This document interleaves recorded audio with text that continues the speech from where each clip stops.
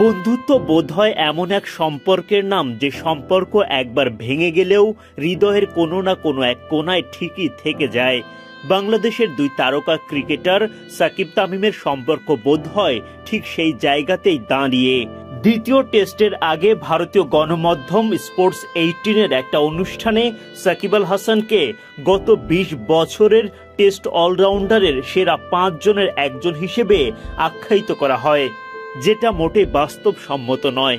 ওই অনুষ্ঠানে উপস্থিত তামিম ইকবাল সঙ্গে সঙ্গে দেন পাল্টা জবাব। তিনি স্পষ্ট ভাষায় বলেন, শুধু গত ২০ বছর না, সে টেস্ট ইতিহাসেরই সেরা ৫ জন অলরাউন্ডারের একজন।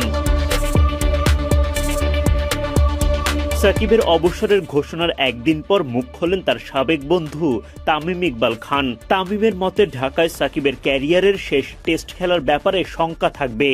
কানপুর টেস্ট বিদেশের মাটিতে টাইগার অলরাউন্ডারের সাদা পোশাকের শেষ ম্যাচ, এই বিষয়ে নিশ্চিত করেন সাকিব নিজেই। তবে তামিমের শঙ্কা, ঢাকার মাটিতে হয়তো খেলা হবে না সাকিবের।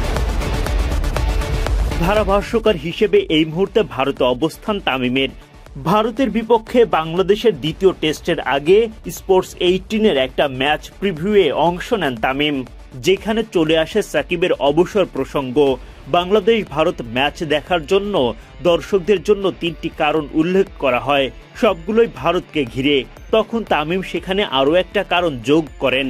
তার মতে এটাই সাকিবের ক্যারিয়ারের শেষ টেস্ট, তাই তো ভক্তদের এই ম্যাচ দেখা উচিত। তামিম বলেন, ঢাকা টেস্টে সাকিব খেলতে পারবে কিনা সেটা নিয়ে সংশয় আছে, তাই এটাকে অন্তত বিদেশের মাটিতে শেষ টেস্ট ধরেও এগিয়ে যেতে হবে।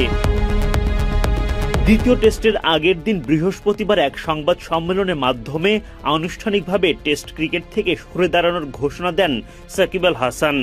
দেশের নিরাপত্তার নিশ্চয়তা পেলে দক্ষিণ আফ্রিকার বিপক্ষে খেলতে চান ক্যারিয়ারের শেষ টেস্ট।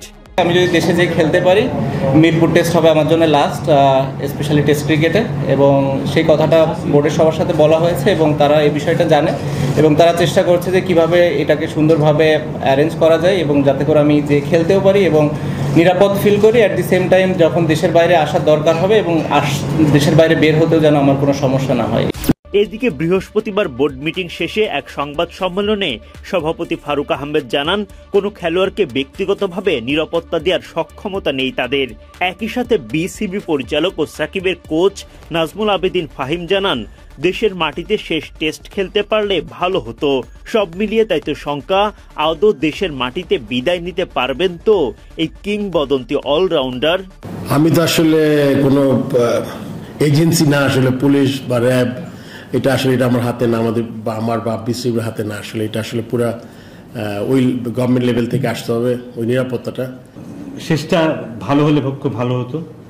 শেষটা ভালো বলতে ঘরের মাটিতে যদিও রিটায়ার করতে পারতো খুব ভালো হতো, সবার ভালোবাসা নিয়ে যদিও রিটায়ার করতে পারতো খুব ভালো হতো।